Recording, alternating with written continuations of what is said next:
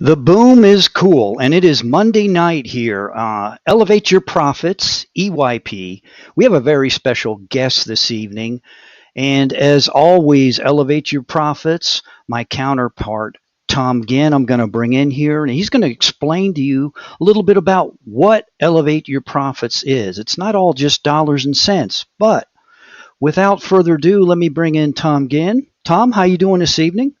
I am doing fantastic. And I before we get going, I just want to say congratulations, Atlanta Braves. So just got to get that in, seeing how they beat the Milwaukee Brewers. So we'll just leave it at that.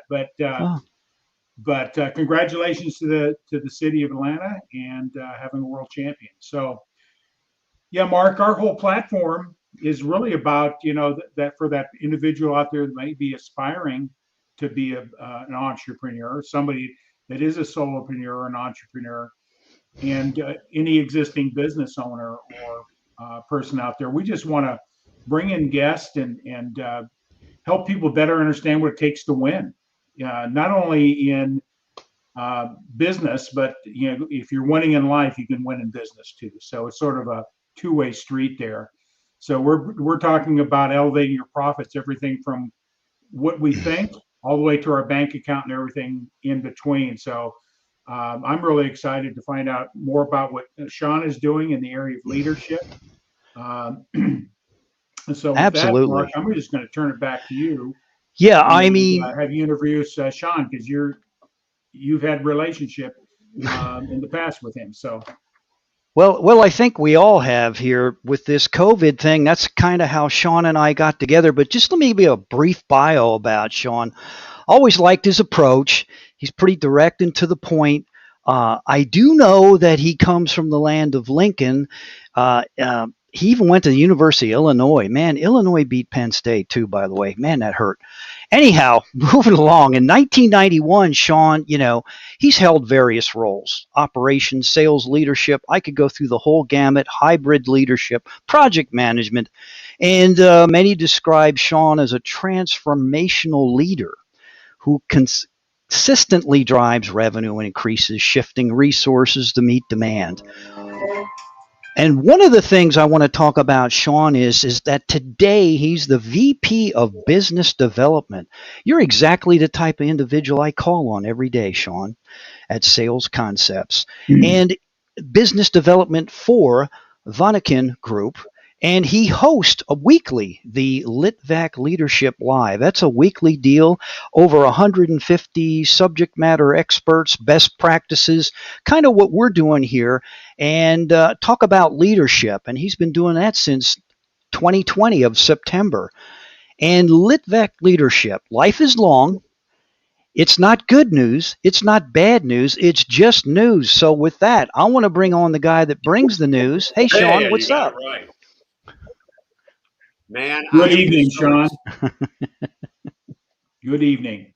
Excited to be here. Though the internet is like fighting us today, so I'm going to speak in sound bites, hoping you understand what I'm saying. The sound bites. Absolutely, we are challenged tonight. I don't know what in the world of StreamYard's going on, but we've had a lot of fun with this. We've gone back and forth. So I'm not going to apologize. I'll say thank you, and we'll move on. And Sean, I got to ask you something. You mentioned, and I'm going to bring this up because I'm just going to share some things here. You talk about like listening, and I'm just going to hide this for a second. Can I trust you? Some of the things, when you say to people about listening, does that ever come up in a conversation when you deal with a probable customer or possible customer? Do you think about that when you talk with people? Can I trust you? Like when you're talking to somebody. Hold on one second. Mm-hmm. Uh-oh, I'm afraid what he's going to do here, folks. Yes. And ah, wait a minute. And we're looking at Sean's artwork in the back, and Okay, that so looks like Washington there so crossing. we're going to go to. I'm going to set up my. I'm going to set up my phone while we're talking, and see if this will help. So, can you guys hear me at this point? Yes. Still? Okay. Yes. So, yeah, I mean, sales and really life trust. And if people don't trust you, why on earth should they buy from you? Why a relationship with you? It's all about trust. And yeah, especially with COVID right now, that people are actually going to do what they say they're going to do. All right, so we're going to see if I can log in and make that work better. Okay. I'm going to give this a shot here.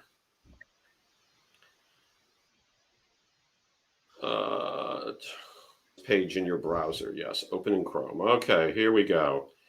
And one way or another, we're going to make. And while we're doing that, our first advocate here, Charles Coachman. Hey, Charles, it's so good to see you back. I know Tom pinched hit for you a little bit.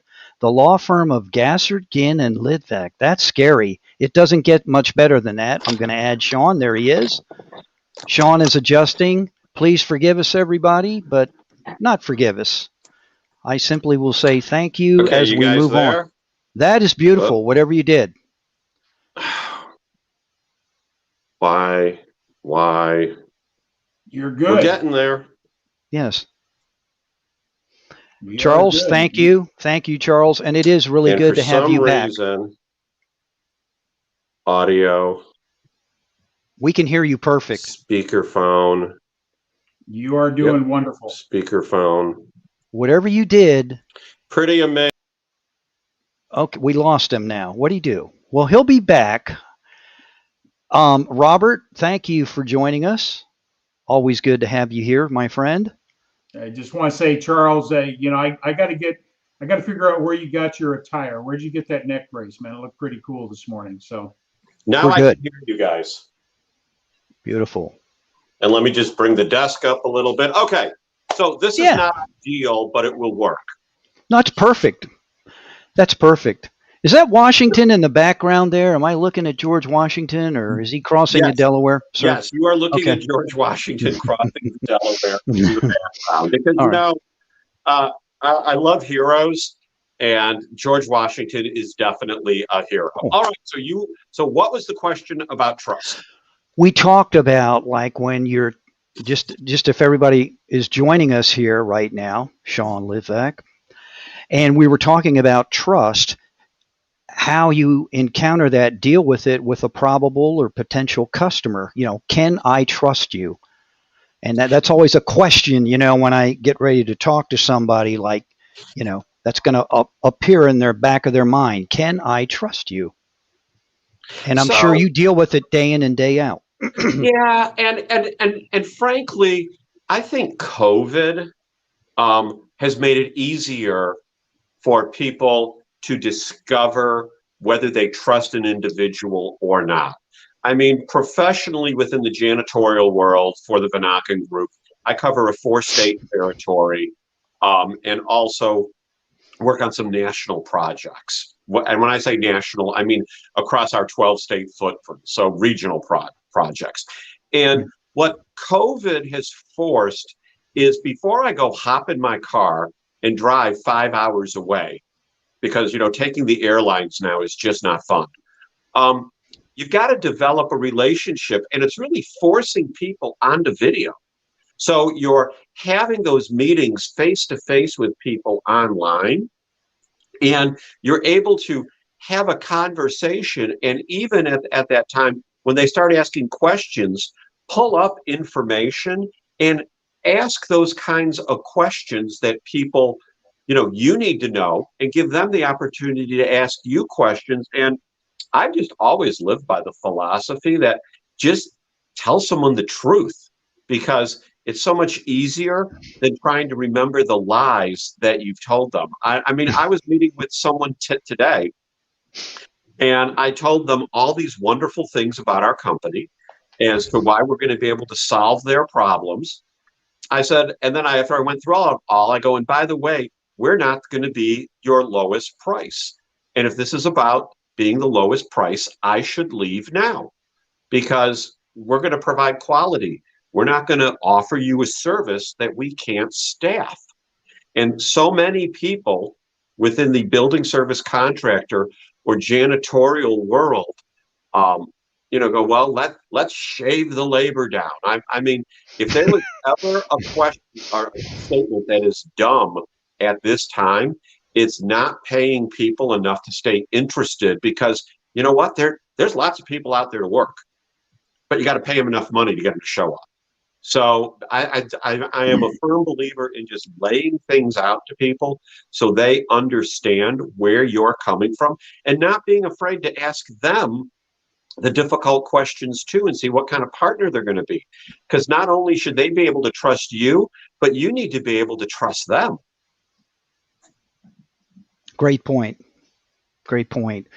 And question two is, I'm having a little fun with this, Sean. I'm just having fun. Yeah. Can you help me? Because you can pontificate the finer points and do a product dump, and they're just going to say, so what? What's in it for me? Big deal. But can you really help somebody? And that's important. Well, and I think when you look at can you help me, it goes back to trust again, because again, I'm going to talk about the meeting that I had today with the prospect that shall remain nameless. They were saying, okay, well, we also need you to do this service and do this service. To which I said, we don't do that. There you go. They're like, well, what do you mean you don't do that? I'm like, we don't provide that service. We know our lane. We know where we are the experts. I'm like, now I'm happy to find someone and subcontract them to do it, but we're going to add margin to it. And they're like, oh, so I could just call, and they named another company to do this specific type of work that gets done once a year. I said, yes, that'd be a great company to call. And if you deal with them direct, then there is no additional margin added to it. And frankly, I don't want to be in that business. So, can you help me? It links to can I trust you? I will help people where I can help them, and where I cannot help them, I will not try to help them. I will push them in another direction. Tremendous. And my last question, and I know Tom's got a few. Yeah. Here's the all-time. Do you care for me? Do you look at me just like a revenue piece of dollar bill, or do you really care for me? So I'll tell you, everyone that I have ever provided a contract to has either become my friend, or in those rare instances where over time the contract fell apart, they've wanted nothing to do with me. I mean, and anyone in business who's like, oh yeah, everyone's been happy with me for forever, there's a red flag right there. And I was just having this conversation with some of my colleagues today that I am friendship wise invested with my counterparts, prospects, and customers in the geography in which I live. Then there's other people that have been customers that are in other geographies that I no longer provide service to, but I became friends with them, and we follow each other on Facebook, and we comment, and we share each other's LinkedIn posts, and we talk occasionally. So I think it's a question of balancing the actual physical presence of friendship and the social presence of friendship. And that's how you show people that you care about them. Right. It's a great point. And with that, a counterpart of yours, Randy Chafee. Yeah, look, he's saying hello. So, yeah, great guy. When I grow up, good evening, Randy. Good evening. And I've got to share this. When there are people on this planet, this is from Robert Brooker. He's kind of a deep thinker. On this planet that we are not meant to get along with, the universe demands balance in all things after all.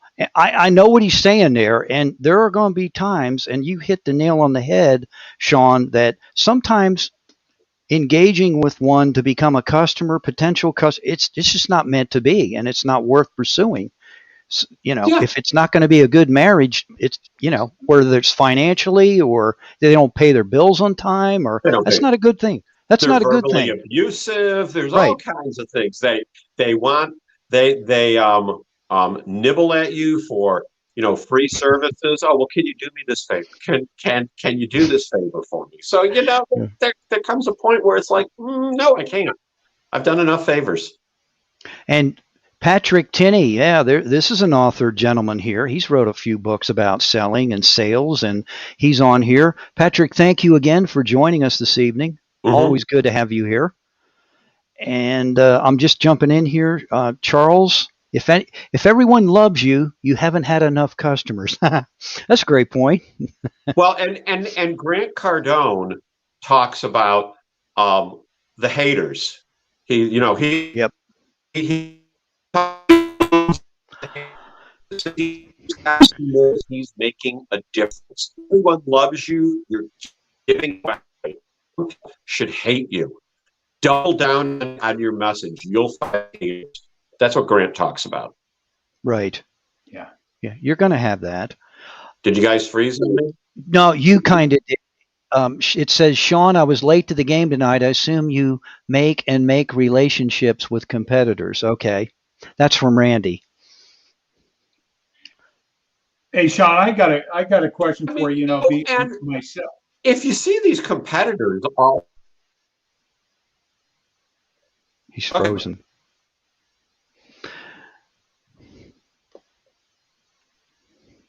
We're back to square one here. We're freezing. We're having. Oh, there it is. See, and now I'm not on Wi-Fi. I'm on cellular. Okay. Yeah, and now I'm on cellular, so this shouldn't be the issue. Wow. Well, I do have. We're talking about listening. I hope I think we are going into digital land. Going back to listening, and that's a skill that I've been in sales. I'll say this since 1983, and early in my career, it was all about me and talking about me and talking about what I can do for people. And it's been over the years that I recognized that understanding Maslow is a principle I teach in my coaching, is the hierarchy of our needs. Is people really want to know, do you hear me, do you see me, and do you care? And what do you recommend for anybody out there to learn that skill? How do you develop, from your perspective, how do you develop that skill and still engage with somebody to keep that dialogue going in a way to serve them? What would you recommend? So it sounds really simple. You have 2 ears, you have 1 mouth. You should be listening twice as much as you're speaking. So ask questions that elicit a response and let the person talk until they have nothing else to say, and ask them another question or for clarification on a point. You guys keep out. Not sure why.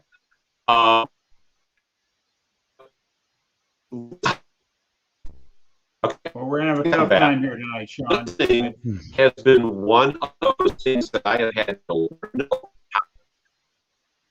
and I still struggle with. Okay. Well, I'm gonna just say something here and see if we can get his connection back. One thing I learned a long time ago. Not sure what the deal. So Tom's gone. Tom's gone. Am I still here? This is the beauty of going live. You never know what's going to happen. Yeah, so, Tom is the circle now. Oh, wow. Am I back? Yeah, you're there. I see him. I see all three of you guys. He is. Sean is frozen in space here. So Right. Patrick shared a comment here, and I'll get into it. If you teach yourself not to think ahead of others, you will become a great listener and remain in the precious present. That is where the ultimate action is. And that is so true. I don't think you can ever listen enough. yeah, and one of the things I learned a long time ago is when you're in engaging with people, take notes because that shows something to that person that you're writing down maybe a thought or an idea that you can come back to without trying to barge in.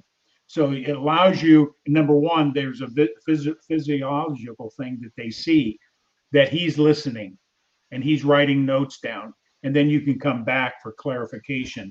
And it slows you down from wanting to barge in is by taking notes when you're in that sales conversation with people. So, Right. and Sean looks like he's spinning in a circle there. So Yeah. We'll get to him. He'll come back.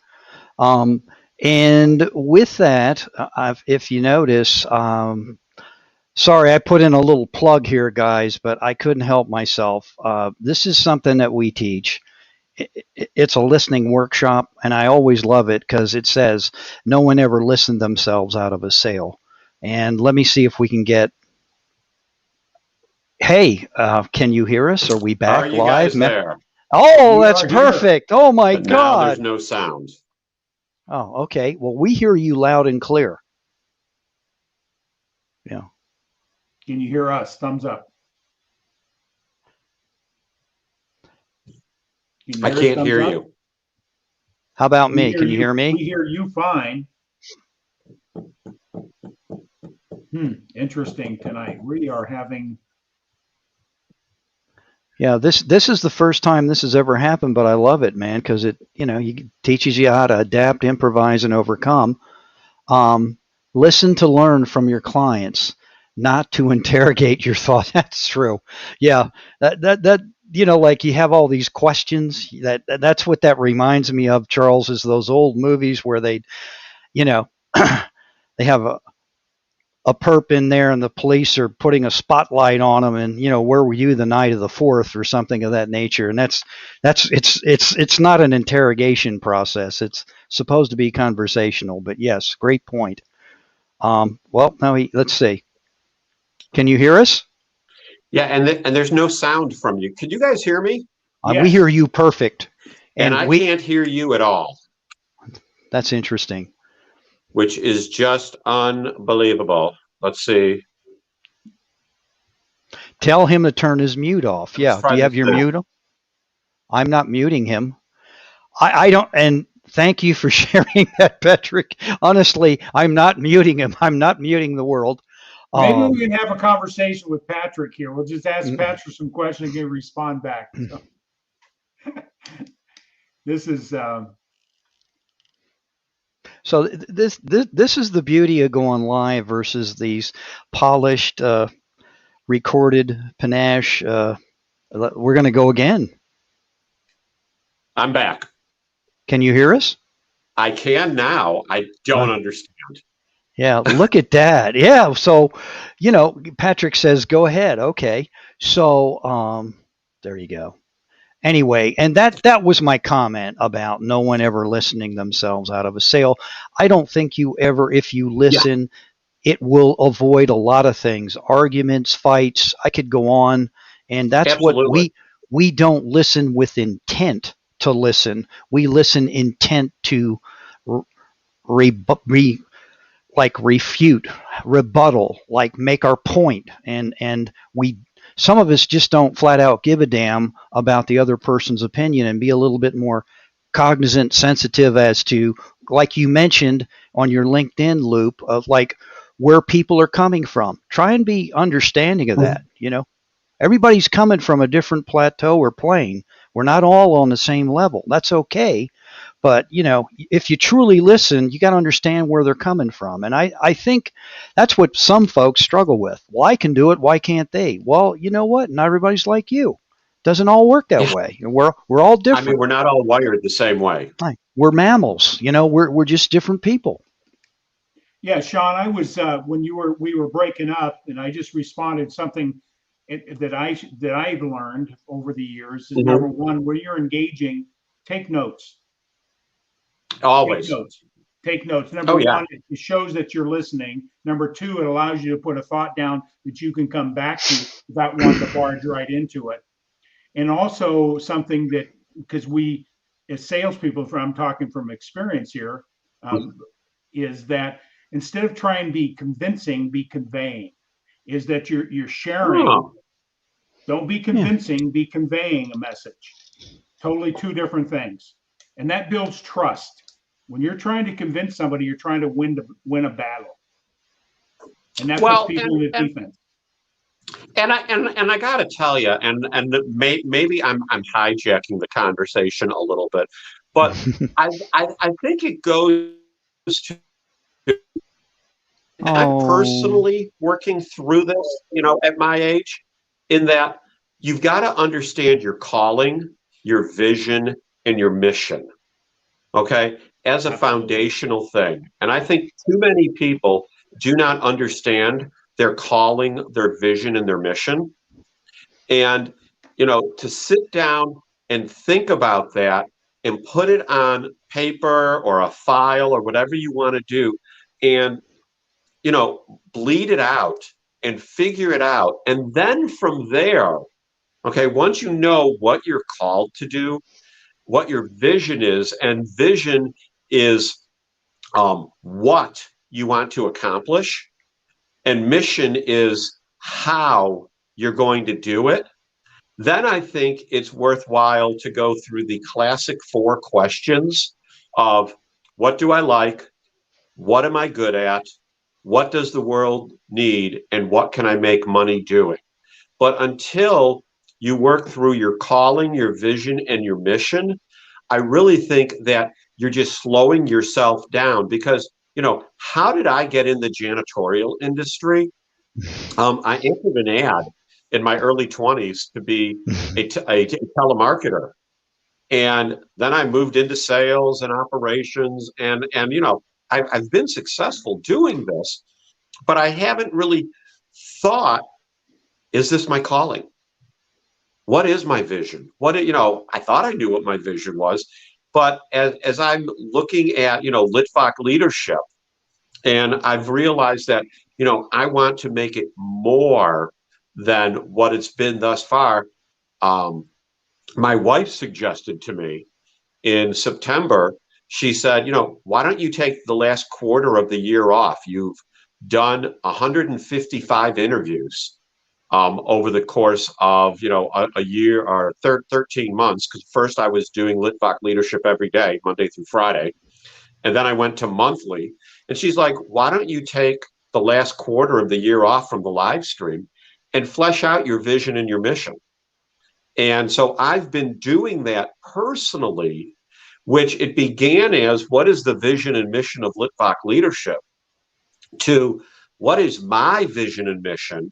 And then I realized, I got to consider my calling, because I know that there's something that's been on my heart my entire life that I need to incorporate that in, and then take that and put it into Litvak leadership. And I think that will drive success in an even greater way. Yeah, and you said something very, very important.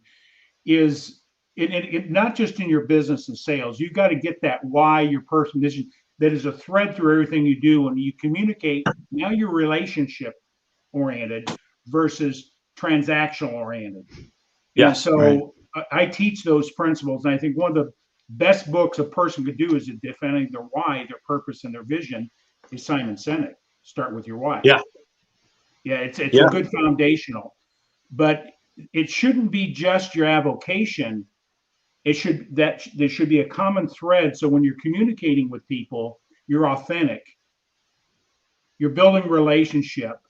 Absolutely. You're not one up on somebody, that you're just like them, and that opens the door for that authentic communication. So I think that's a good project for you, is getting clear on your why in all areas of your life, and that's a recommendation Well, I work with my clients. and I've taken those, and I bought one of those clipboards that attaches to a monitor, if you know what I'm talking about. And right Yep. over here on my left-hand side, I've got my vision, I'm sorry, my calling, my vision, and my mission typed out on a piece of paper. So as I'm working during the day or into the evening, whatever I'm working on, I have it there, forcing me to think, is what I'm doing part of that? Or am I putting myself in a situation where I'm not walking in my calling, my vision, and my mission? It's forcing me to measure my actions against those. And let me tell you, it's incredibly uncomfortable.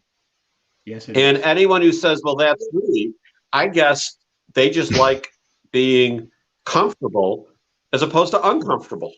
Right. And it Amen. goes, that's so important, is, being authentic. People identify themselves with something they're not, and that doesn't go very far in the long term. And in reality, in a lot of people I see in sales, people don't really care what you do and how you do it. They care about why you do it. You get to Yeah. the how to down the road, but why are you doing what you're doing? Whether it be in business, whether it be in your family life, your spiritual life, everything should be a common thread and a why tied to that altogether. So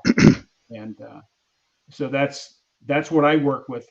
I've had it worked on me. I've had some very good coaching in my life, and I do that as well with other people. So I got a question for you. As reading, Mark talked about it. Sure. This got my attention. Hybrid leadership. What is hybrid leadership? Okay, so hybrid leadership is so within the industry in which I've spent most of my career, the building service contractor industry, janitorial services, facility support services, lots of different names for it. People are either in sales or operations. 99.99 times out of 100. And I think it's that way in most business settings.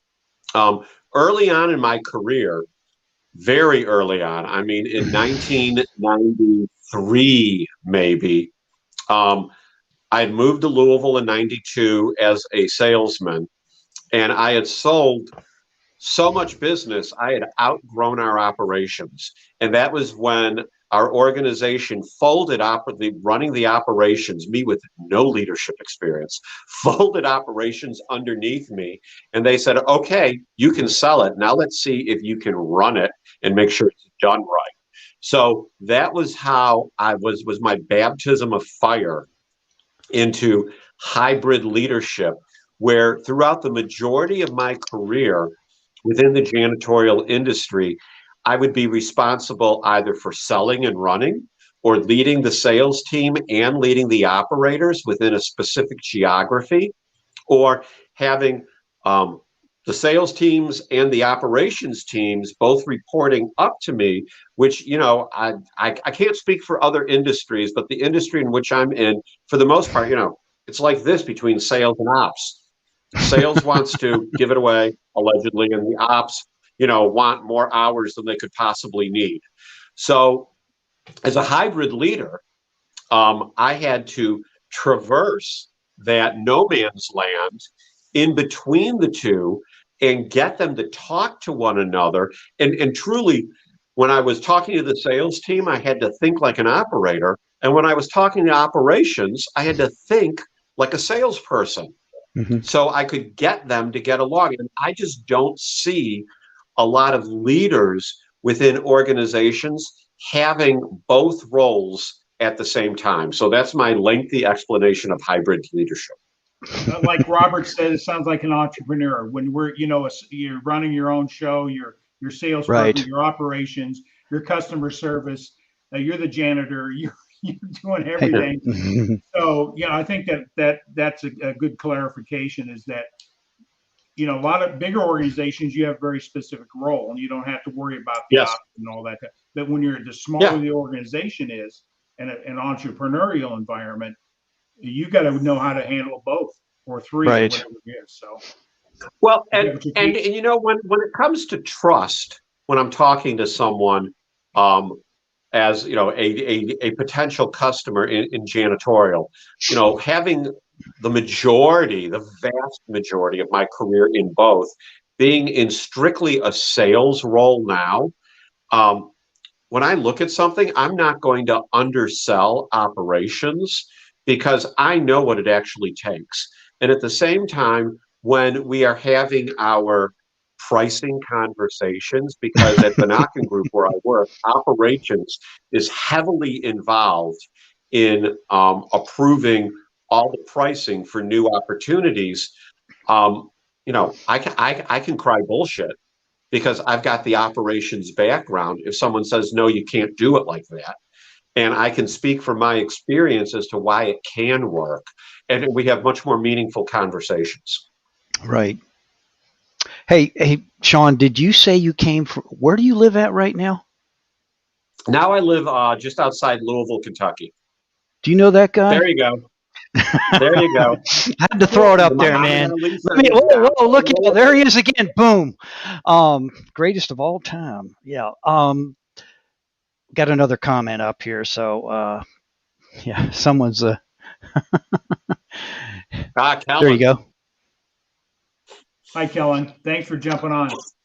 Kellen, I swear you and I are going to do together a live stream. We'll meet at some sort of site, maybe over the holidays, but we're going to do it. I promise you Yeah, that. you're in She is now Atlanta, right? she's now in Georgia. She's Yes, a she Georgia is. peach.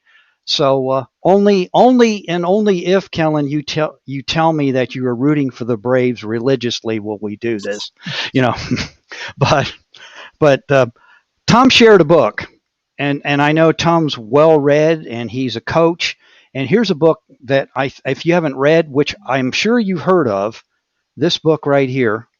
The Mindset of a And Sales Warrior. I've heard it, yes, but I've never read yeah, it. Jason Farr, excellent book, and a lot of the principles Tom talks about are in here. About mindset and all that and how you develop that. And you were talking about your board and what you do and how you visualize and asking yourself, why am I doing this? Am I really living my mission or someone Yeah. else's mission? And yeah, it's wild when you start really questioning yourself. Why am I doing this? What's the point of this? Yeah. And it can mess with you. I mean, I think that your wife made a great point to you.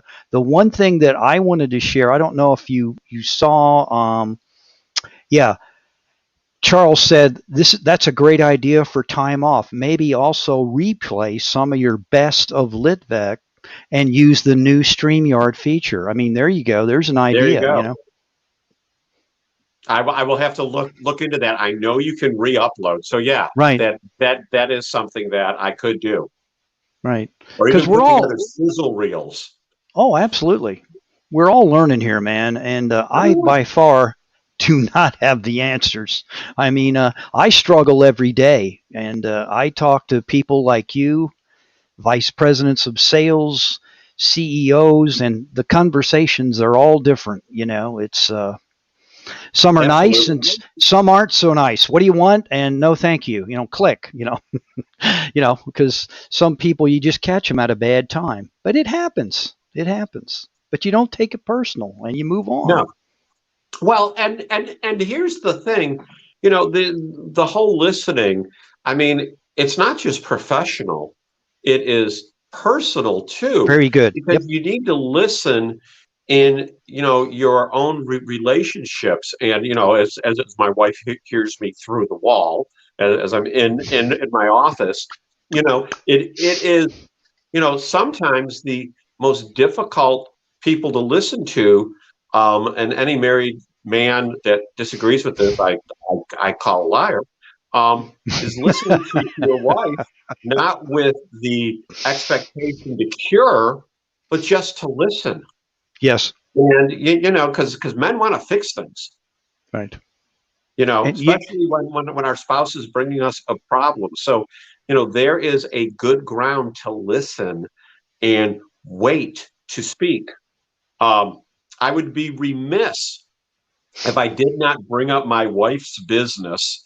Uh, if you are looking for some beautiful artwork, you need to go to her website, Lauren, Lauren, leeart.com, and check out her art and her prints and different merchandise that you can get of the beautiful oil paintings that she has up there. Or if you want a Lauren Lee art original, that is available too. But you know, and that is also an outgrowth of COVID, because is it gave my wife opportunity to spend more time painting, and she's been a painter for a number of years, and we decided to put up this website so people would have an opportunity to that is enjoy cool. her art and possibly buy some of it. And is that Lauren, Lauren, and then Yes, leeart.com? Is that you correct? bet.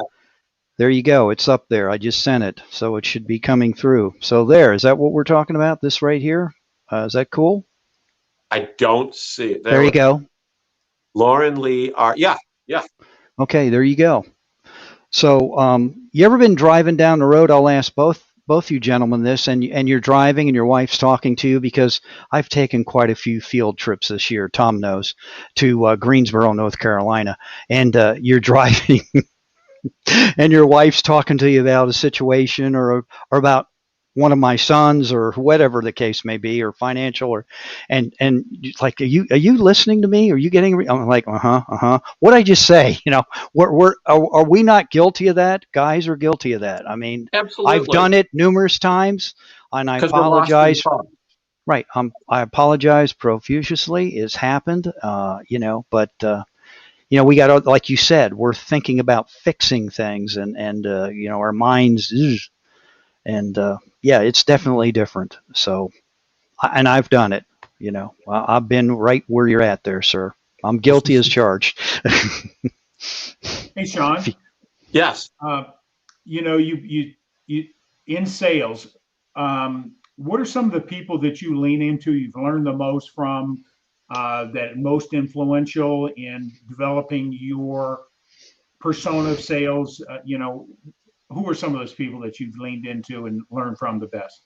You know, it's so much of what I've done pre-COVID has just been self-taught, which was a mistake. I have a natural, tenacious ability that to look at the long view, where, there was one prospect where it took me 10 years to close it. And there was one that was even larger that only took 3 weeks. So, but because of COVID, I needed to find motivation. So I lean into Evan Carmichael. I lean into Grant Cardone. I lean into Simon Sinek. I lean into my pastor, Dr. Bob Rogers. I lean into um, a, um, a preacher named Kenneth Copeland. I listen to the other members of our Megamind Mastermind group, Eric Bam, Brian Monahan, Tim Lord, Michelle Jesse Vincent, Kellen Ann, just to name a few, and look at what works for them. There are just so many people out there. So I take my dog Solomon most mornings for an hour-long walk. And if anyone has seen the videos I've put out, short ones, it's the morning walk with Solomon and Sean. And I will be listening on YouTube. I've probably listened more hours to YouTube than I have ever watched on YouTube. And I will pick something that is motivational to me. So, like Evan Carmichael puts out all these videos, and right now I'm in the middle of a 3-hour Grant Cardone video. that Evan Carmichael has put out there of various interviews with Grant. And it depends upon my mood. It depends upon what I think I need to get myself going each and every day. But I keep it very grounded in faith, because to just listen to secular subject matter experts after a while becomes hollow. And I need to ground it in the faith experts that I follow. I think that's the universal laws and who we pray to, that spiritual side, I think runs through everything. And I think that's truth. And when we get in that space, that's where we get trust too, and all those things. You mentioned some of the people there, and I would just recommend this in your challenge, or your that your wife put on you, is getting your why thing together. Have you ever heard of Dr. Miles Monroe? I have not. I'd encourage you to go to YouTube. Him and his wife were killed in a plane crash. He has an institute out of Dominican Republic, faith-based. And but the book or the video, I highly recommend anybody in the audience that's wanting to get clear on their why in life. Okay. It's The Power of the Vision. The Power of the Vision. Dr. The Power of the Vision. I will look it up. And because what he says in many things, that goals by themselves don't work. You got to have a bigger reason, because the first obstacle to come along, most people quit or downsize what they want in their life. So sure, I just highly encourage that. That's a recommendation from me. It's one of my clients turned me on to it. I learned as much from my clients, probably more than they would recognize. So so I'm dominating that part of the conversation, but back to you. And Eric Bam joined us to say Sean's wife is a world-renowned painter. She is. That's tremendous. She is. Both of you talked about something, and yesterday I was in church, and this was an Orthodox church, and this priest amazed me because he talked about some of the things that you've just discussed, and it wasn't hollow. And he talked about a man about 2,000 some odd years ago, Jesus Christ, and he talked about the discipleship, if he had given up, about keep trying, keep moving forward. Because, it's tough right now, and the easiest thing in the world to do is to quit. I've never been to a quitter's rally yet. I've never been there yet, but there are a lot of people that do quit, like Tom said, for whatever reason. And it can be challenging for some, because everybody, like I said, comes from a different plane. But some people, like Tom said, it gets a little bumpy. Boom. Hey, I can't do this. They just quit. And I will use the Braves as an example. It took them how many years to win another one? It was like 25 plus years. And wow. 1995 was the last time they won their first one. And I remember that all too well. In the 90s, we were spoiled. They would win year after year after year and get in the playoffs, and then we went and dried up. But, hey, look what they did. The manager, what's his last name? Snicker? I can never say his last. That guy had every job in the minor leagues you could possibly conceive of, and 40 plus years. There'll never be a guy like that in the majors managing a team of that caliber. I mean, tremendous individual that he's seen the highs and the lows. And I think there's something to be said, with sticking to it. And, I hate using the word grinding it out, but sometimes you have to do that. I mean, sometimes it's not pleasant.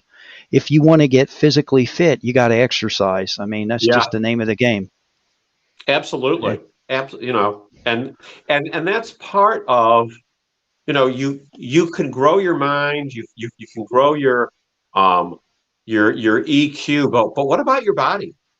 Right. Your body needs to be strong too. And that's something that I was really focused on for a long time. And I need to really get back to that personally, because when your body is physically strong, I think your mind becomes physically strong, and your faith is physically strengthened. There you go. And you know what your boy said here, Eric Bam? I see it.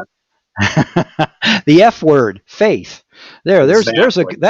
that's a good F word there, isn't it? Faith. It is a good So F word. Walt Weiss, there we go. He used to be in Oakland A, yeah. second baseman or catcher, wasn't he? Walt Weiss, a catcher. Thank you. 45 years with the Braves and Walt Weiss. Yeah. Thank you for. When I get put on the spot, Charles, I kind of forget, but I'm in my relaxed domain here. I can pontificate and spout off all these facts, figures.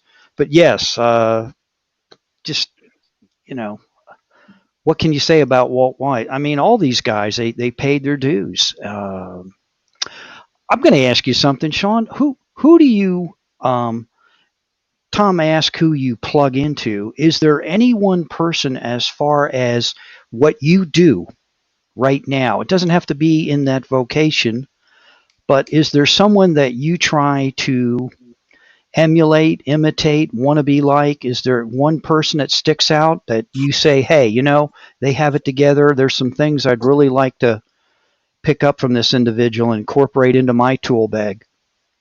So, in, I know I'm putting you on the spot, but yeah, and the answer that I go to, quite frankly, is Jesus Christ, because not that Jesus was a salesman by any means, but he knew how to listen, and he knew how to speak to people, and he was a great orator.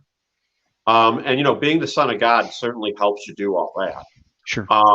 And to exhibit the fruit of the Spirit, love, joy, peace, patience, kindness, gentleness, and self-control. Jesus did all of that, and to be able to portray that, emulate that, be more like that. I think if someone can do that in their personal life, and their professional life, how can they not be successful? These people with, I don't know, what is it? The Benjamin Franklin clothes. I've heard people talk about that. I have no idea what that is. I think we all got a bunch of dust collectors like that on our rack somewhere. Yeah, I know I've got some tremendous sales books on my shelf, which really are more motivational than anything else. But if you really want to gain wisdom, go read Proverbs. Yes. Go read the life of Jesus. Read the Psalms. Pick some take a period of time and just read. And I think that makes a difference in how you handle yourself and how you come across to people. And am I saying that I've arrived there? Oh, no, no, no. But I know I am far better when I am focusing on faith than when I am trying to do it on my own strength. Yep. Yeah. And what's funny about all these books and speakers, that you just mentioned, there's the originator and orchestrator. I mean, I'm not knocking the self-help books and everything that are out there, but you hit the nail on the head. There's a lot of wisdom in the Bible if you're really looking for it. I mean, and I have a book coming out next year, Proverbs for Leadership. I wrote it over, it's probably the last 3 or 4 years. It's with an editor now, and we're going back and forth, and I'm going through and putting in the citations. And how I wrote the book was about various situations throughout my leadership journey, but then applying scripture to them for how someone should be responding. So, when the editor read it, they said, where are all the citations? I said, what do you mean? They said, the book is full of scripture. You need to add the citations to it, or you need to pay us to add the citations. Well, I was paying them enough to edit it. So I'm going through it and adding all the citations myself. But I expect that book to be released at the end of the first quarter or the beginning of the second quarter next year. And, there'll be postings online about it. And I've already got proverbsforleadership.com where I'm going to get that website up so people can sign up for information about the book. It'll be available on Amazon. It'll be available, in various locations. That is tremendous. And I'll let Tom hop in here, but I have to bring this Eric Bam, another comment. Seriously, one of the best things to come from COVID, which I think for all of us is how we meet people, for me was my friendship with Sean. He motivates me to be better. So there you go. Wow. You know, when Eric invited me to be part of Megamind, um, I had never done a Facebook Messenger call ever. And all of a sudden, my phone is ringing and it shows Eric's picture. And I hit it, and there we are on video. I'm like, Eric Bam. He's like, Sean Litvak. And I had known him just from Jeffrey Gittimer talking about him on the 10 a.m. live stream. And it was when Jeffrey was talking about putting together a mastermind group. And Eric's like, hey, I'm going to put together this group where we can just encourage each other for free. Do you want to be a part of it? I was like, oh, yeah, I'll be a part of it. And we met all the time when everything was shut down. We've backed off a little bit now because we're all busy working. And frankly, you know, we, not that we have figured this video thing out. Today is a great example. But look, what happened when I was having issues with the laptop and the router? I pulled out the phone, put it on this stand, turned off the Wi-Fi, got onto 4G, had to go back and forth a couple times till we finally got into a good groove, and we've been able to have a conversation.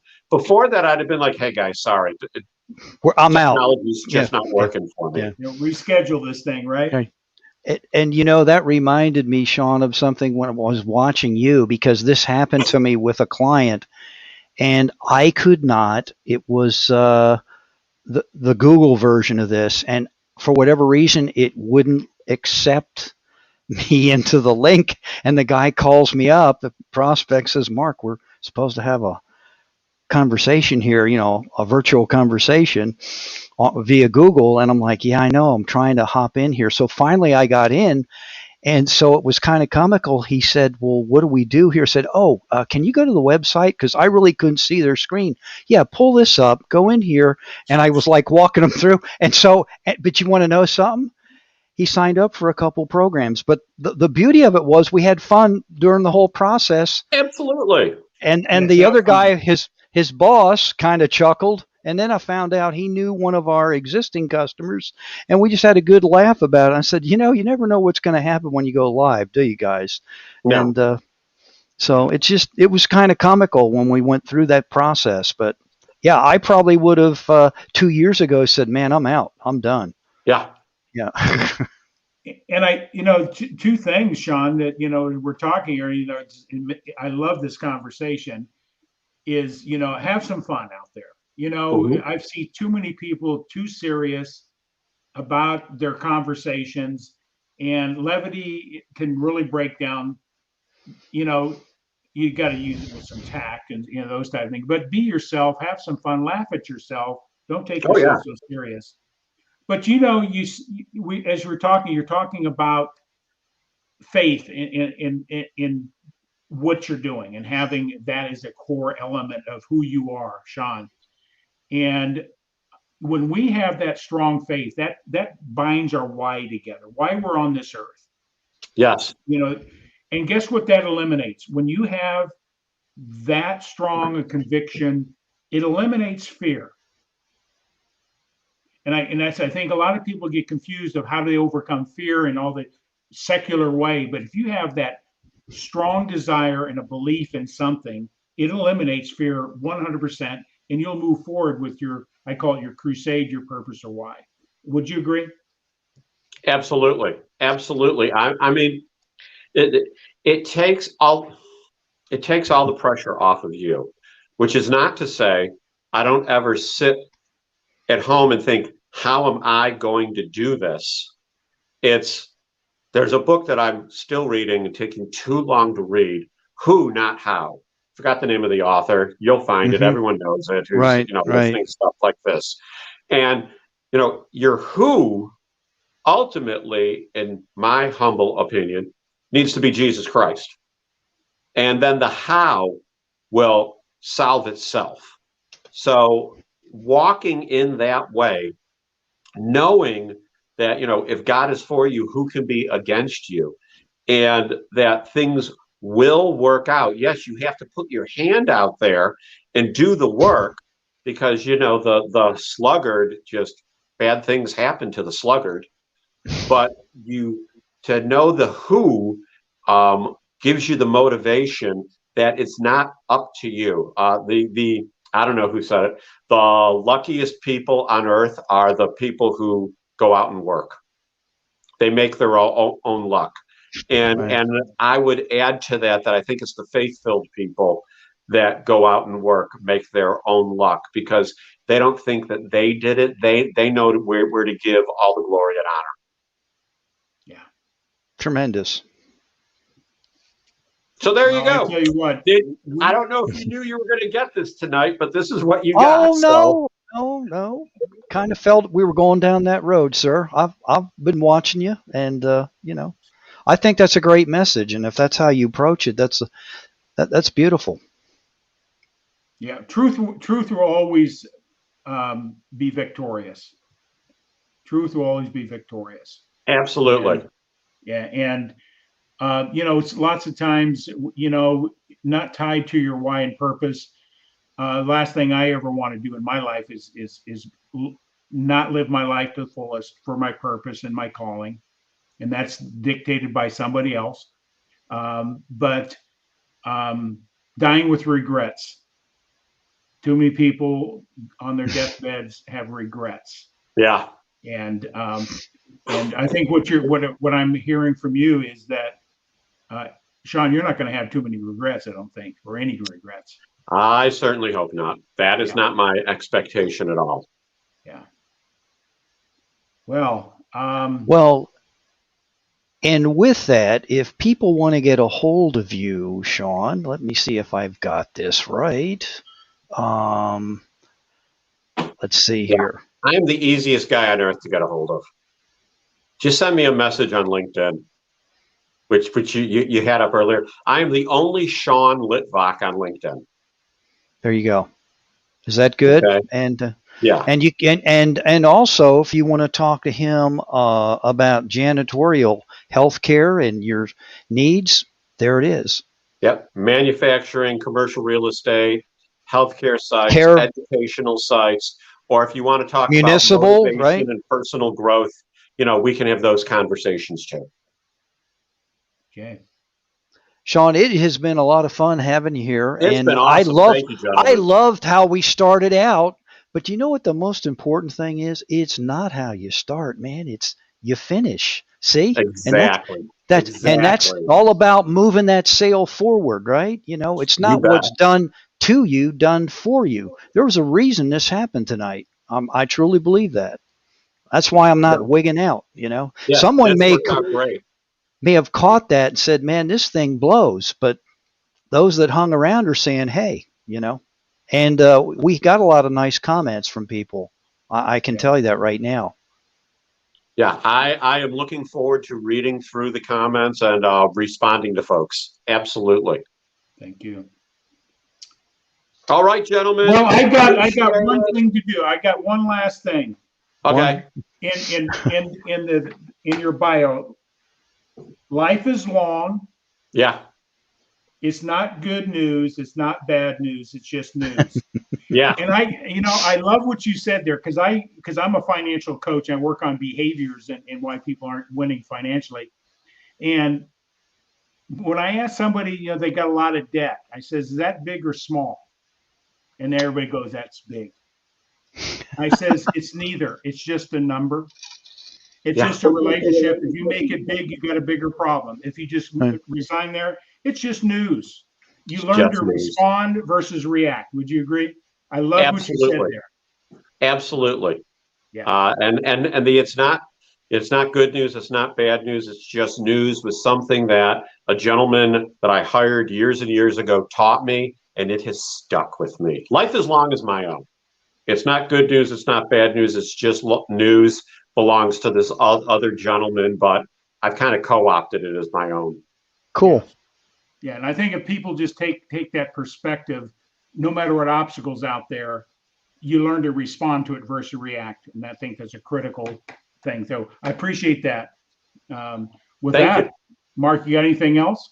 I don't. I thought Sean was a tremendous guest. We need to get you back.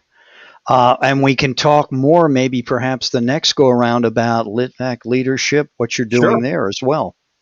Absolutely. And I'll get my technology worked out on this end. Oh, don't worry about it, man. I thought it was beautiful. Well, the way it all worked out. Perfect. You know. All right, Hang in the gentlemen. back room. Don't jump off right away. Okay. Okay, we're gonna Under remove contract, you. you got the blue M&Ms. I hope you enjoy them. Okay. Yeah. All right. You'll have to make sure they're hermetically sealed in a mayonnaise jar. Uh, Okay. We'll be right back. So, what do you think, Tom? What do you think of the? This I is the call it first the show. conversation I have with John. It seems like we've known each other a long time, and I think that Yeah. portrays what he's doing. Is how do you trust people? Like trust comes from a communication beyond just what we say and what we do. I mean, there's a different communication. So it seems like I've known Sean for quite a while, and I would like to maintain that relationship. Eric Bam again. Sean needs to trim his beard. Stop. But thank you, Tom, Mark, and Sean, and Robert. Thank you as always. And I didn't mean to interrupt you, Tom, but thank you to all that have attended here this evening, because we know, Tom and I know, you could be doing something else. So we hope you got something out of this event tonight.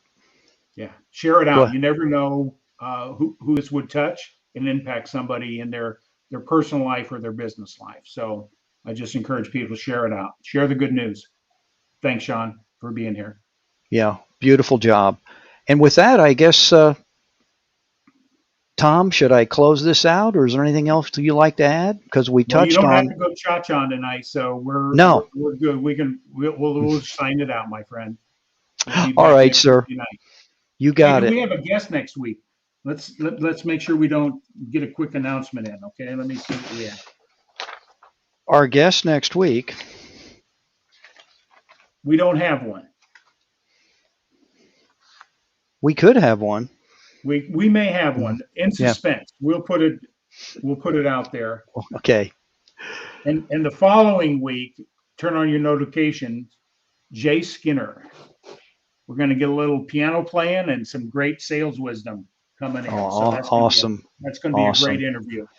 Thank you, Charles, for that comment, and blessings to you as well, my friend. And You're awesome, my friend Charles. You're awesome. guys, I've got to run. No worries. Yeah. Got it. Well, guys, we're going to shut this EYP version down for this evening on Monday the 8th, as I drove from Greensboro to Peachtree Corners, the peachiest place on the planet. It's good to be back. And with that, I'm going to close it out. All right. Good night, everybody.